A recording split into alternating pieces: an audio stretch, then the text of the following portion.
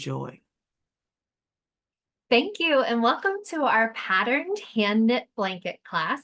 Today we're going to be doing a little bit of hand knitting, so you don't need a crochet hook, you don't need any knitting needles. All you need are some fingers and some yarn, and you're going to be able to create a really nice cozy blanket. So the one that I'm holding up right now is just a regular cozy blanket, just one stitch the whole entire blanket. But what we're going to be doing today in class is a little bit of a different pattern. We're going to be adding some texture by adding a little bit of a pattern. So on the one you see behind me, you see how some of the rows are running horizontal and some of the rows are running vertical. So just having those back and forth switches can really start creating some different patterns.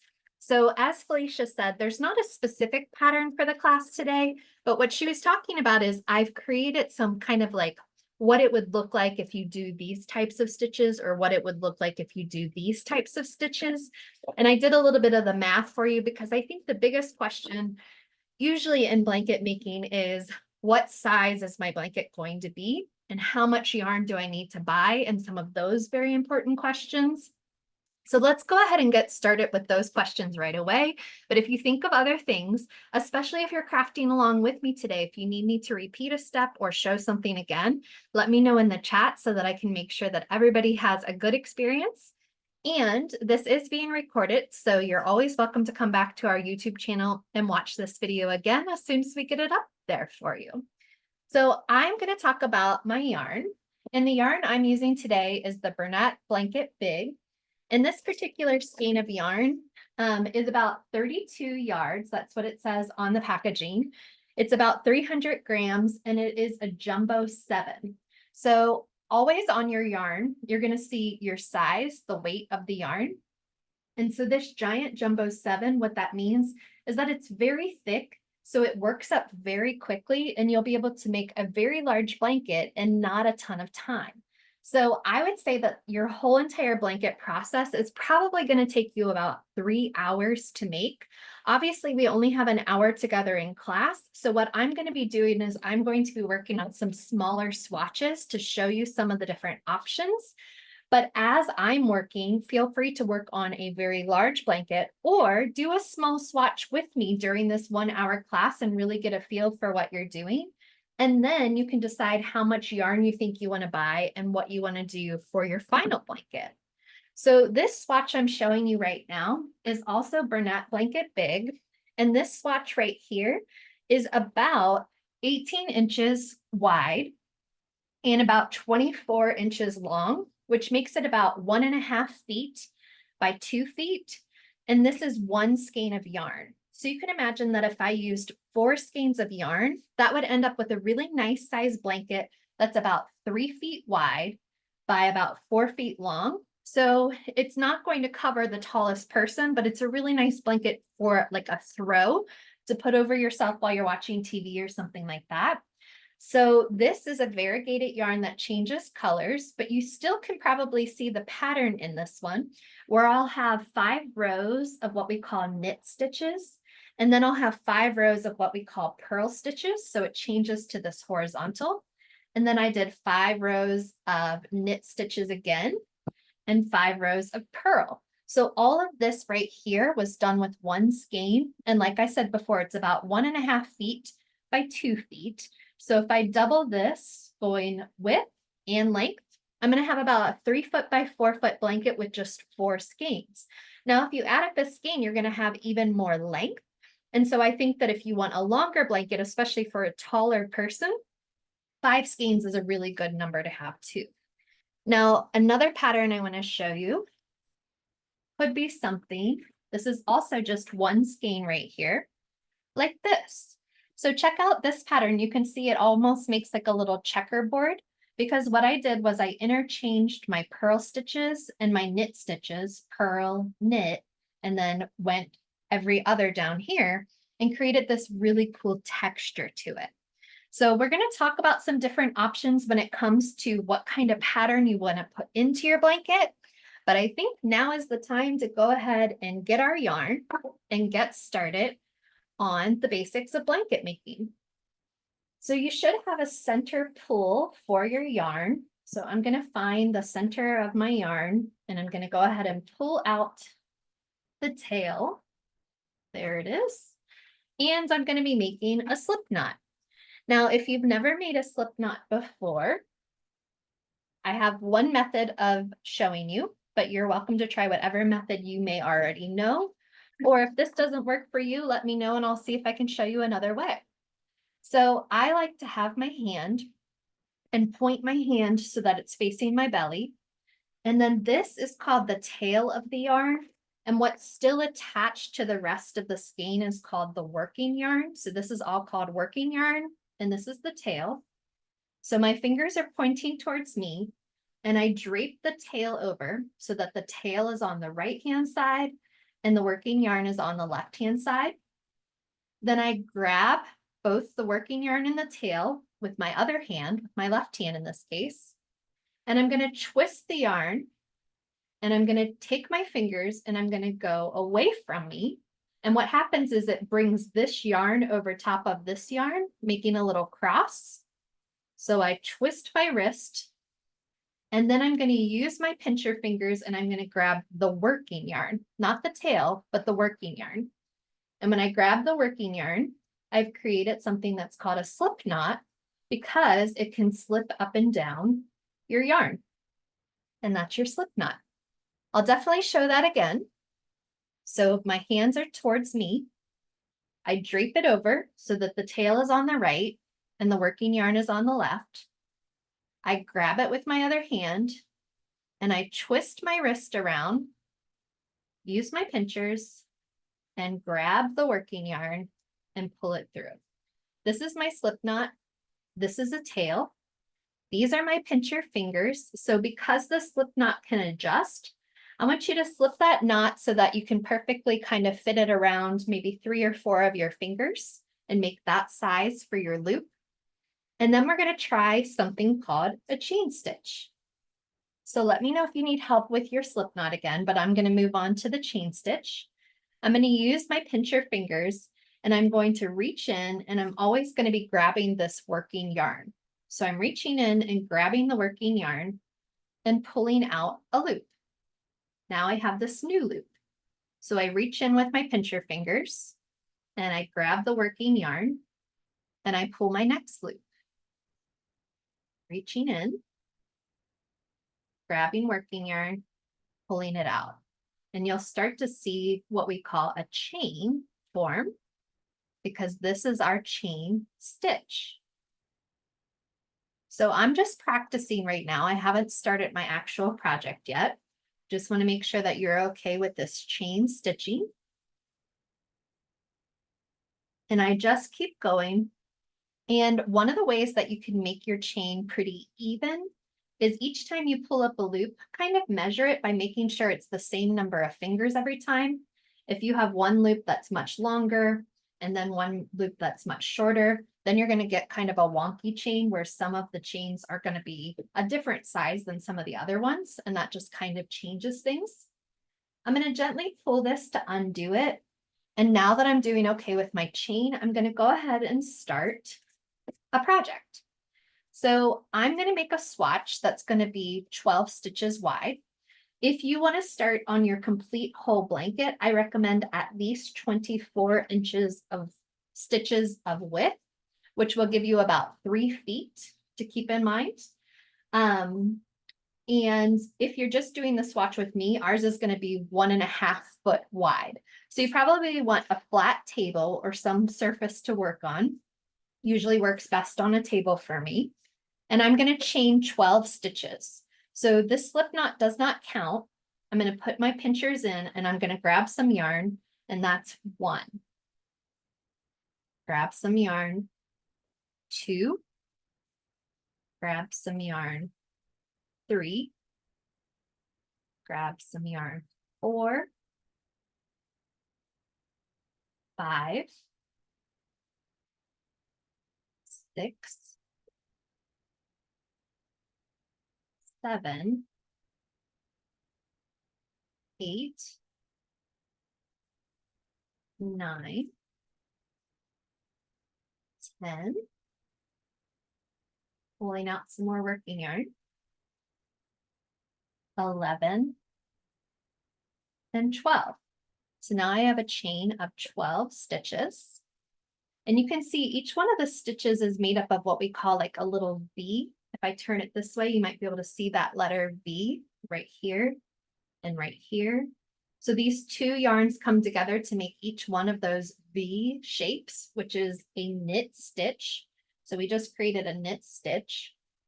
Now what I'm going to do is I'm going to go back this way and I'm going to add another loop into each one of these base chain stitches. So what I like to do is grab a lot of my extra working yarn, and I like to line up my working yarn on top of what I'm working on in the direction that I'm about to start knitting. So I'm about to start knitting going from right to left. So I have my yarn lined up here. So here's the last loop where I left off. You do not want to pull a loop through the last loop you just left off on, because that's going to kind of undo itself. Also, what I want you to notice is right now I have my chain and the extra working yarn is facing down towards my table. I'm going to flip my chain up so that the working yarn is coming out towards me. So notice how this working yarn is now coming out towards me, whereas before it was going down towards the table. So flip your chain of 12 or 24 or however many you want to start with, and make sure that the yarn is coming out towards you. Then I'm going to leave this one stitch alone, and I'm going to leave alone the stitch where the yarn is coming out, but right next to it, I'm going to be putting my pincher fingers into this stitch right here, and I'm going to be grabbing some of the working yarn and pulling a loop up and over. So then I go into this next stitch, and remember a stitch is made up of both of those V's. I go right in between them with my pincher fingers, grab some of that working yarn and pull it through to make a new loop. So this loop we left alone, then we pulled a stitch through here and here. So now we're up to 1, 2, 3 stitches. I'm going to keep pulling these loops. 4, 5, 6, 7,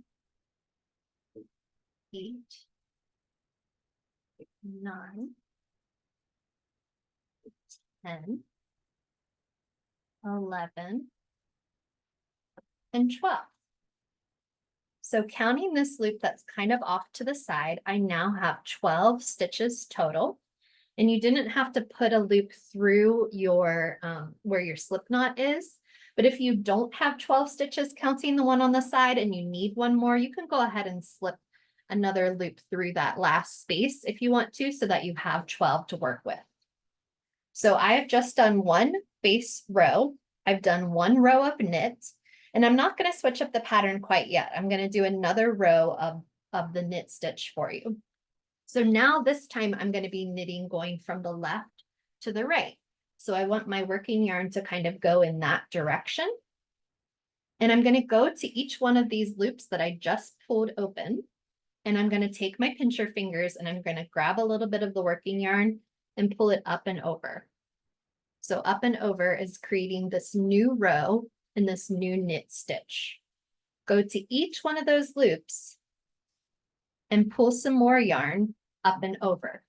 And if you're trying to keep this nice and even, by laying it on the table, you can see that my loops I'm pulling are nice and equivalent to each other.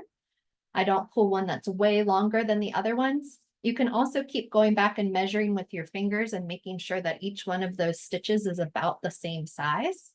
So there's a couple of different ways to kind of keep you on track and make sure that the stitches that you're creating are going to stay as similar to each other as you can. And you should have 12 stitches again, counting the one that's kind of hanging off to the side down here. So I'm going through each one of these loops and I'm pulling a new stitch up and over, up through that loop, and then laying it down over top. Up and over, and up and over, up and over. I'm at 11 right here. And the 12th one is kind of like a little thumb at the end of your hand. It's hanging down here, but we do want to put a loop through it. And now it has officially joined this row. So that's how you begin your blanket. However many base stitches you want in your chain. I made 12, but probably for a full-size blanket, you should do at least 24. And then after I made my chain, I went back and put a loop through each one of those. Over here, I went through and put a loop through each one of those. And really, that's what we're going to continue over and over and over again. But today, I'm going to show you a little bit of a change up and show you some different ways to kind of use this stitch and add one more stitch, and you'll see what happens with that. So I have my chain and then 2 rows of knit. I'm going to do one more row of knit before I show you a purl stitch. So let me know in the chat if you need me to repeat anything or if you need to see something again. I can help you out. I'm going to go, remember this one right here is our first stitch. You can count the loops. Make sure you have 12. 1, 2, 3, 4, 5, 6, 7, 8, 9, 10, 11, 12. And as long as you still have 12, you are with us. Your work will start to kind of fan out a little bit, and that is totally normal. There's a stitch that happens at the very end that's going to kind of pull it all back in line together. So it will fan out, and that's perfectly normal. Don't panic. All right. I'm going back through, and with this yarn right here, I don't want to leave too much extra over here and pull a loop through, because then that's going to leave a giant gap in my blanket. So when you have your yarn that's kind of like guiding you towards your next stitches, you want to make sure that you're pulling it pretty closely to where it left off. So here's 1, 2, 3, 4, 5, 6, 7, 8, 9, 10, 11, 12. And as long as you pulled 12 more stitches, you're still on the right track. All right, so I think that there's a question in the chat asking about going from the chain to the base. So if you feel good about this, feel free to keep going.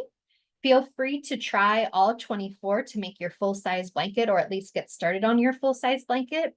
I'm going to go back and show the chain in the very first row again using this different color. But then I'm going to come back here and show you one more stitch called the purl stitch. And then we're going to start interchanging the knit stitch and the purl stitch in order to create something kind of patterned. So with a chain, in order to start our chain, we're going to need that slip knot again. Yep, slip knot again. I'm with you. I got you. Don't worry. Here we go. My hand is facing towards me. I take the tail and I drape it over my hand. Here's the tail on the right-hand side. Here's the working yarn on the left. I'm grabbing both the tail and the working yarn with my other hand, and then I twist my hand backwards. So I twist it backwards using my wrist, take my pinchers, grab the working yarn, and pull it through. That's my slip knot. You can make your slip knot so that it fits around about 3 or 4 of your fingers. That's a nice size for your stitches. And then we do our chain. You can do your chain of 24 if you want to do the full blanket. I'm just going to do 12. So the very first time I come in here and grab yarn, that's 1, 2, 3, 4, 5, 6, 7, 8, 9,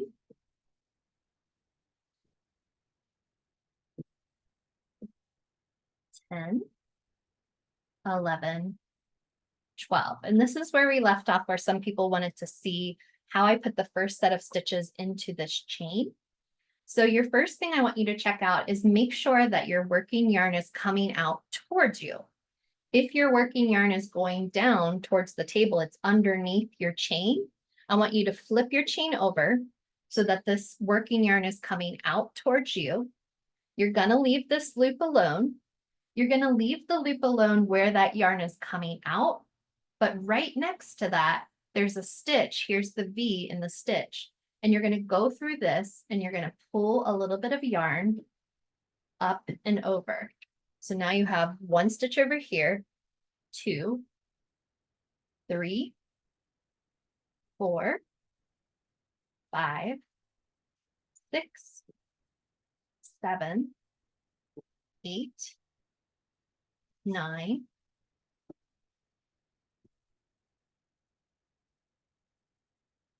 10, 11, 12. And so we have our base chain, we have a row of knit, and then we would keep going back and forth with as many of the rows of knit stitches as we want. So hopefully that helped everybody get back on track. And now I'm going to show you the new stitch, which is called a purl stitch. And a purl stitch is what's happening on the back of my work automatically. So a knit stitch actually has the side that looks like these V's coming down vertically. And then the other side of our work has the stitches going across horizontally, and these are called the purls.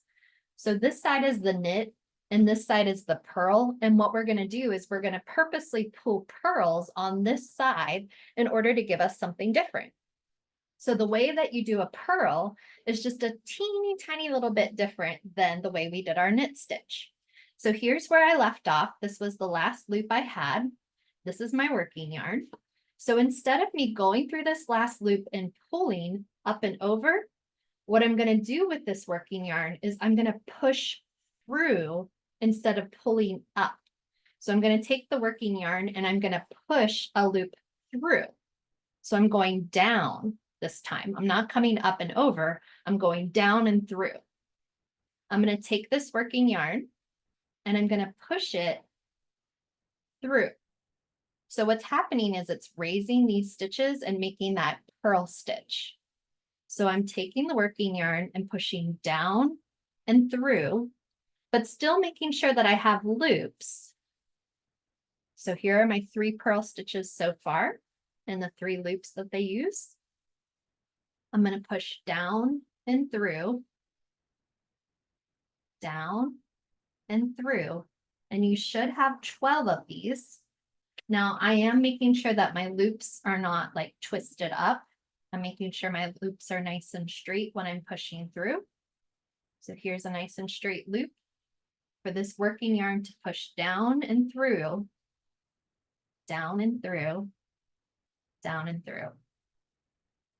And I should still have my 12, or if you're doing a full-size blanket, 24. So I've just added a row of purl stitches. I'm going to add another row of purl stitches. So I'm going to take some more working yarn. And remember, the only difference between our purl stitch and our knit stitch is that our knit stitch we pull up and over, and our purl stitch we push down and through. So here's my last stitch. Here's my working yarn. I'm going to push a little bit of that working yarn down and through. This is what the side looks like. That's pretty normal. Down and through, down and through. And I kind of end up using my fingers to kind of like launch that. I like grab it with this finger and kind of pull it out. That's how I end up going a lot quicker because I've been doing this for a little bit. But I do want to kind of keep checking and make sure that all the loops I'm creating are about the same height and everything's kind of staying on track so that there's not one part of my blanket that's kind of more stretched out than the other. Oops, I just did that backwards. Down and through, down and through, down and through, down and through, down and through, down and through. So now we have choices. So we have a couple rows of knit. Now we have 2 rows of purl. In the blanket that was hanging behind me at the beginning, I just did 2 rows of purl to kind of set them off, and then I would go back to knit. So you have options here, and this is kind of maybe some of these patterns might start making a little bit more sense to you now. So something like this top corner is maybe you do 4 rows of knit and then 4 rows of purl, 4 rows of knit, 4 rows of purl, and you keep going back and forth with even amounts of rows. Or you could do 1 row of purl and then do a couple rows of knit and then 1 row of purl. Right now, what we just did is basically 2 rows of purl and then a whole bunch of rows of knit. So you can start figuring out what patterns you like. One that I haven't shown you yet is kind of like this one down here, where within the same row, we're alternating between knit and purl stitches. So let me show you what that ends up looking like. So this particular little blanket swatch I have, let's see if I can pick them out for you. So these right here are knit stitches, and then I switched to purl, and then I went to knit, and then I went to purl. So because I did 12 stitches, I switched every 3 stitches. So I did 3 knit, 3 purl, 3 knit, and keep going. Then on the next row, I reversed that. So when I had a knit here, I did a purl here, then a knit, then a purl, then a knit, then a purl, and I kept alternating like that. So this gives you texture throughout your whole entire blanket. Let me show you again some of the other ones I was telling you about at the beginning, now that you kind of think this might make more sense to you. So with this one, I would do the same number of purls and knits and purls and knits. So this is kind of like an even amount of knits and purls, giving us this every other changing directions. And then I'm going to show you this checkerboard one more time and explain this again now that you kind of have an idea of what's going on. So with this one, whoops, so sorry, knocked my camera. You're going to have within the same row, I did purl, I did 3 purl. I might have done 4. I'm not sure if I did 3 or 4. No, I did 3. So 3 knit, 3 purl, 3 knit, 3 purl. And then I just did that same section. So instead of changing like I did on the white one, where every other row I would switch, I didn't switch every other row. I kept the same pattern so that I would make a whole square of purl stitches, a whole square of knit stitches, and keep going back and forth like that. So I think I'm going to keep going with this one, but please ask me questions if you have some. And if you are feeling successful and you're able to come up with even a swatch or a whole entire blanket, I would love to see what you are creating. So feel free to share a picture with us. You can throw it into the chat with us live right now. Or if you want to post it on Instagram, we have a Learn with Michael's Instagram where you can show off the crafts that you're making with us so that we can all see what you're doing. I would love to know what color choices you have. Are you using these beautiful maroons? Are you using a gray? Have you chosen a variegated yarn which changes colors, or are you going to use the same color? Ooh, Emily, I love that color. Looking so good. Nicely done. All right, so we already have some success. That is exciting. You are doing great. I'm going to keep going because I just did, I did some knit stitches. I did 2 rows of purl. I'm going to go back to my knit stitch. And when I switch, I'm just going to do 2 skinny rows of purl. I'm not going to do even chunky. And there are only about 2 more things you need to know in order to create your whole entire blanket. And that is what to do when you run out of yarn. And we will cross that bridge, I promise. And the other question is, how do you finish it? So those are the 2 steps that you still need to learn in order to complete your whole entire blanket. But for now, let's enjoy some knitting and some purling. So here I'm about to start a knit stitch, which means I go in and grab some yarn and I pull it up and over. So a knit stitch is up and over, making sure that you have 12, please, or whatever number is your magic number for the width of your blanket. So however many chains you start with, that is determining the width of your blanket. And then you can keep adding skeins if you want to add length, more and more length. There's no way to add more width once you get started, but there is definitely a way to keep adding length. So you can keep that in mind. I'm going to keep going with knit stitches. I think I'll do 4 rows of knit stitches before I switch back to my purl again. And we'll see how much of this we can get done together.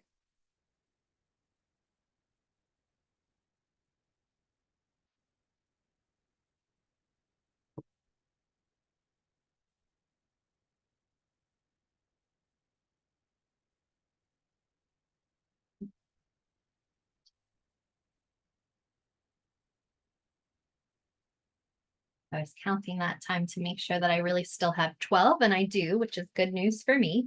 It is normal for it to fan out, so keep that in mind. Don't panic yet. When I'm doing my row over here, I'm making sure that my yarn is going under my stitches. It's not hanging out too long because I don't want a super long loop over there. Keeping it nice and close to the row of knit stitches I already have. And you will quickly become a professional at this, and you will quickly be able to turn out some amazing blankets that make perfect gifts, definitely for the holidays, but also just for a housewarming, for an engagement party, for a baby shower. These are beautiful blankets. Definitely shows that you care by using your skills in order to make them and your time for someone. I'm going to do one more row of knit.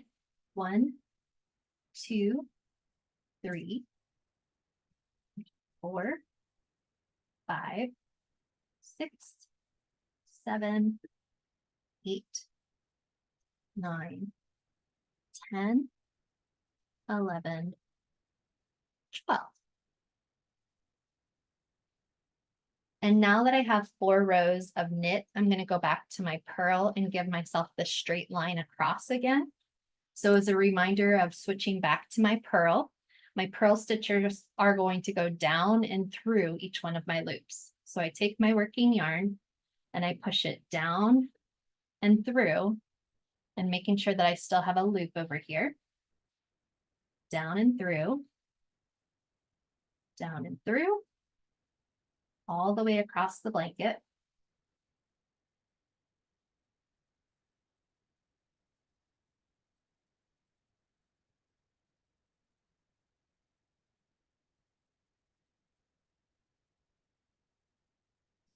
Okay. And down and through. I'm going to do one more row of purl because last time I did 2 rows of purl. So I'm going to do that. And then I'm actually going to do a color change for you, just in case you want to switch colors. You can also think about the color change I'm about to do is just you adding your next skein of yarn. So I'm pushing down and through. Down and through. And this is creating that nice horizontal purl stitch.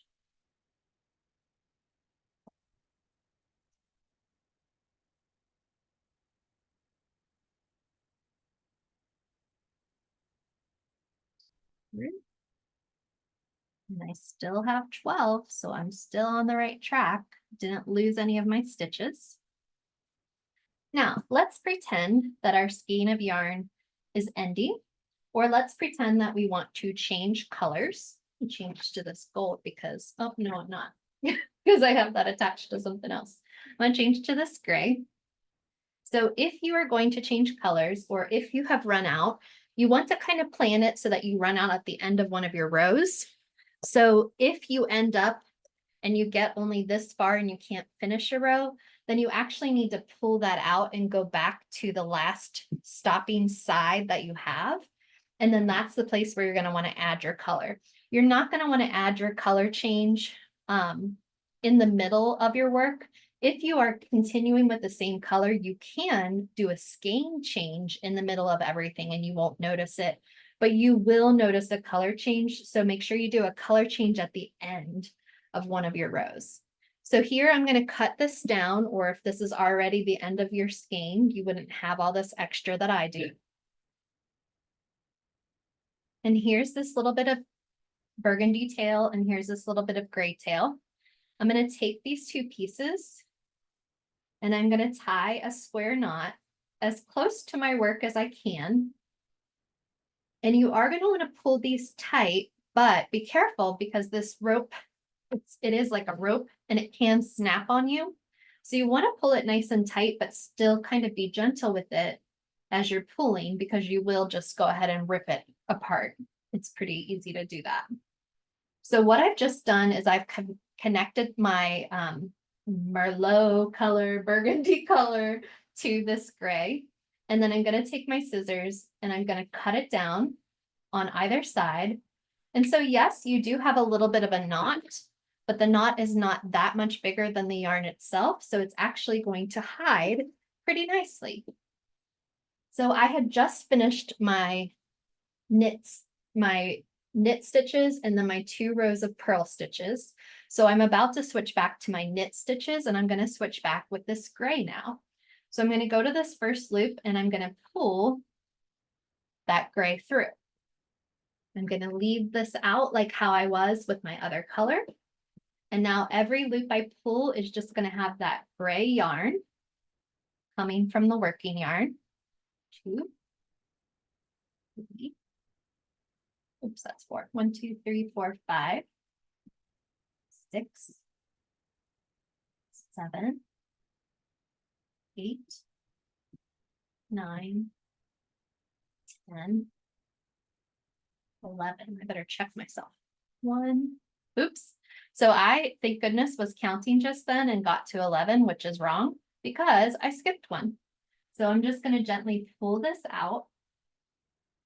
Good thing I was counting. And I'm going to go back and make sure I don't miss one this time. So it was this one was the culprit last time. So there's a question that says, this yarn unravels from the end easily. Yeah, so there's different chenille yarn. The chenille yarn is beautiful and it is very, very soft, but sometimes it's hard to see your stitches. So whatever yarn is your preference, now that you kind of know how to do it, you can try it. There's also loops and thread velvet yarn that is incredibly soft. So you can try all these different types and see what is going to make you the best blanket. And then another question in the chat asks, how do you make sure that the knot doesn't just unravel in the wash? So I'll show you, as long as you have it secured at the end and at the beginning, it will not unravel and it should be okay. But if you have some big gaps, I'll show you kind of how to fix them. And another question I get asked pretty often is about washing. So on the inside of your instructions, it will give, on the inside of your yarn skein, it gives instructions about how to do machine washing and drying with this particular yarn. So keep that in mind if you want it. Another person asked, is it okay to sew the 2 different yarn colors together instead of knotting them? Absolutely. So what's nice about the chunky yarn is that your knot really does get hidden. So it's not going to be very noticeable or very different than the rest of your blanket. But if you are worried about that, you're absolutely welcome to take those 2 colors and take a little bit of thread and sew them together instead of doing a knot. So that's another way to do it. Thank you for bringing that up. I'm going to go and I'm going to add another row of knit stitches.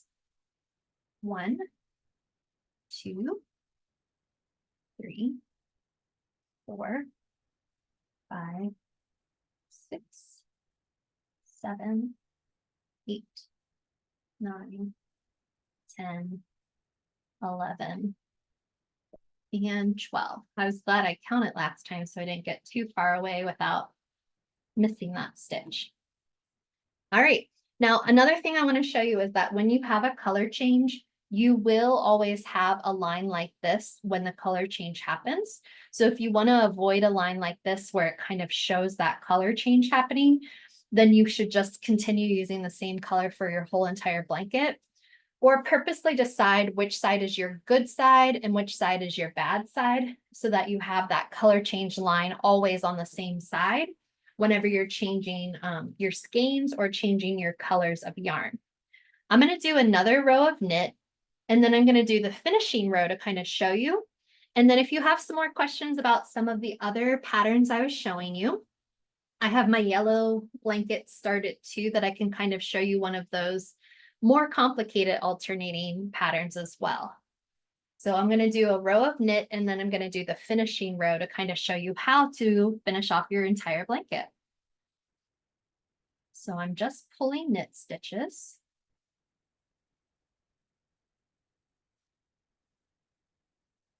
And I'll just get in a groove here and just start doing it super fast. Just have to stand up every once in a while so you don't hurt your back if you're bending over your work. And now I'm on my last row. So with my last row, the only thing that's going to be different in this row as opposed to any of the other rows we've done so far is that when I pull loops on this last row, I'm going to make sure that they are about double the length of the loops that I have been pulling before. So this loop is much longer than the loops I've been pulling before on purpose. So kind of double the length of what you were pulling with this last row. And I'm laying these much larger loops down. Because I'm on my knit row, I'm pulling up and over and laying them all down. They're nice and long, and they are nice and long for a good reason. Two more. And the good reason is to finish off your blanket. So I was also telling you before that your blanket starts to kind of fan out, and there is one stitch at the end that kind of pulls it back in line with the original chain stitch. And this right here, what we were prepping for, is what's going to pull all of our work back together to make a really nice, more even blanket. So I just finished over here, and it doesn't matter if you finish on the left or if you finish on the right, but whichever side you finish on and whichever side has the working yarn, that is not the place where you start to finish, if that makes any sense. So here's where I just left off. So I'm leaving this and I'm going to the place on the other side.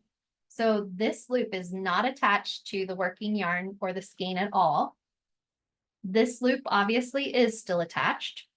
So I'm going to the side that's not attached to the skein. I'm going to put my pinchers through this last loop and I'm going to grab the loop next to it and I'm going to pull it through. So I'll show that again.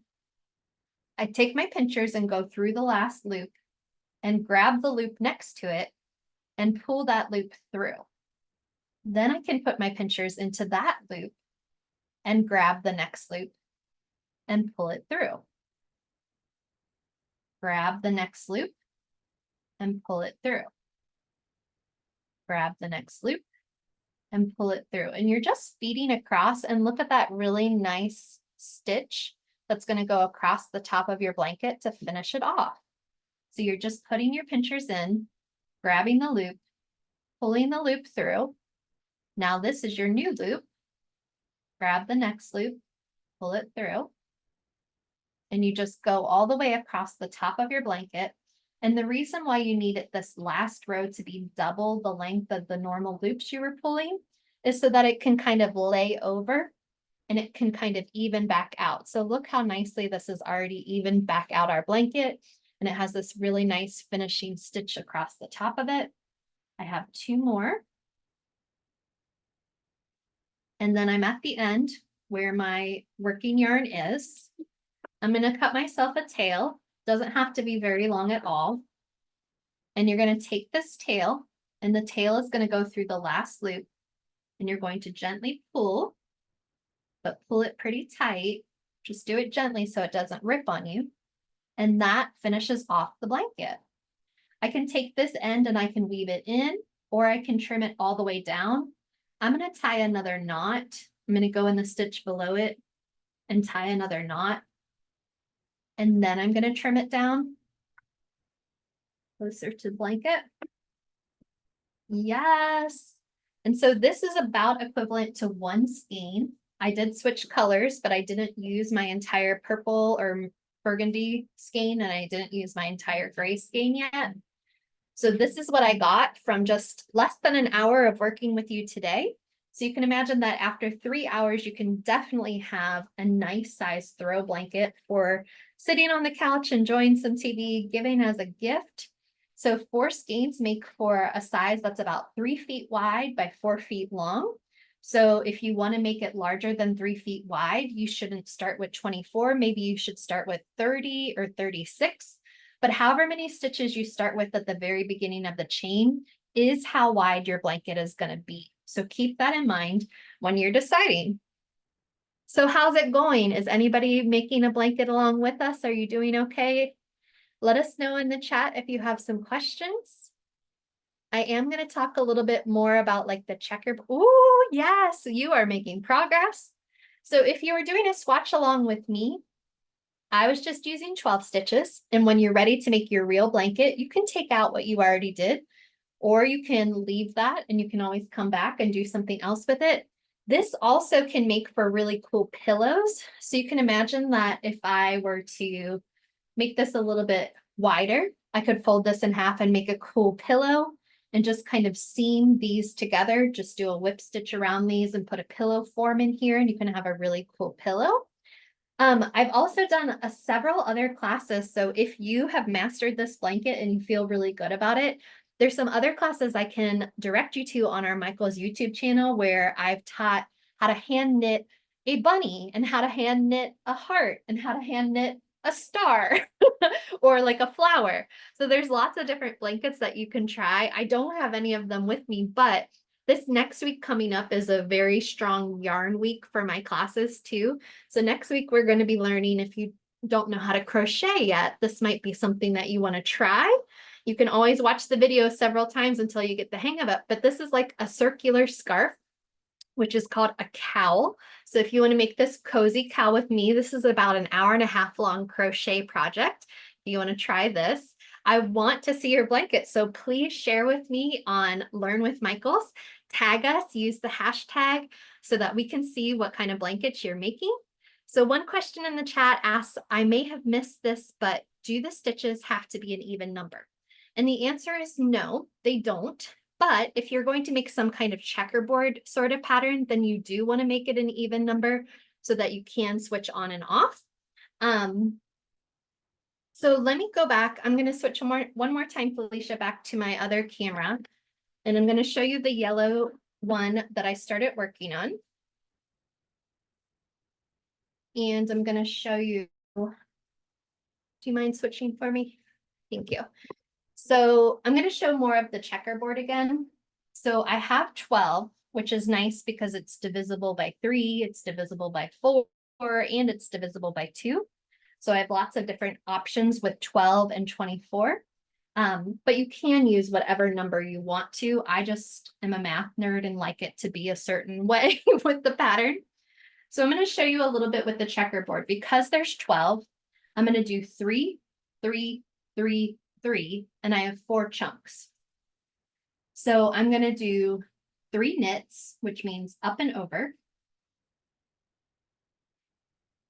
1, 2, 3. Then within the same row, I'm going to do 3 purls, which means push down and through, down and through, down and through. There's 3 of those. Then I'm going to switch back to 3 knit, 1, 2, 3, and I'm going to switch back to 3 purl. 1, 2, 3. Now, if you want to do the checkerboard, when you go back this way, if you did a purl, do purl again. If you did a knit, do knit again, and follow that same pattern. And that's going to keep chunks. If you want to do it more like this, where you keep switching and every other row keeps switching too, then you can make just a whole pattern design throughout the whole entire thing. So the reason why I liked 12 was because it gave me 4 different sections, and I like that. So a 24 would do really well with that too, just doubling it. So here I'm going to purl 1, 2, 3. Then I'm going to knit by pulling up and over, up and over, up and over. Switch back to purl by pushing down and through, down and through, down and through, knit, up and over, up and over, up and over. And I'm going to do this one more time before I switch over, or just for time's sake, I think I'm going to go ahead and switch over now. So for my next square right here, instead of doing knit like these ones, I'm going to switch over to purl. So the purl is going to be down and through, down and through. I'm so glad. Down and through. I hope that you all have great success with making your blanket, and play with these patterns. See if you can come up with something even different than the ones that I've shown you so far. With just these two knit stitch and purl stitches, there are so many fun things that you can do to really show off your skill with just 2 stitches. So that's pretty awesome. Knit, knit, knit. And then I would keep going with this. So because I just left off with a knit, I'm going to begin this row with the 3 knit. I'm going to do this row with 3 purl.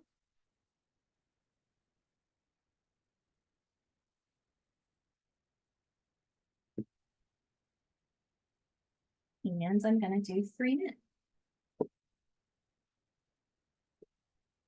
There you go. And 3 purl. And then I would probably do one more row before I switch, so that each chunk, each square has 3, 3, 3, 3, 3, and just keep those lovely numbers going. Remember at the very end that if I'm on my last row, these are not going to be long enough, so this is going to make my blanket get shorter. Make sure your very last row when you are finished is double the length of the loops. And remember, then you just go through and grab the loop next to it, go through and grab the loop next to it, and that's going to give you a really nice finishing stitch across the top. So I think that is it today. We have learned all different kinds of things. I have shown you so many different versions of the same blanket using these 2 different stitches. Can't wait to see what colors you use. Can't wait to see what styles and designs you use. Thank you so much for joining me today. I hope you come back on Thursdays and Fridays and join us for all sorts of other craft classes. So thank you again for coming. I hope your blanket turns out nice and cozy and you have it just in time for the winter. Thanks for coming. See you soon.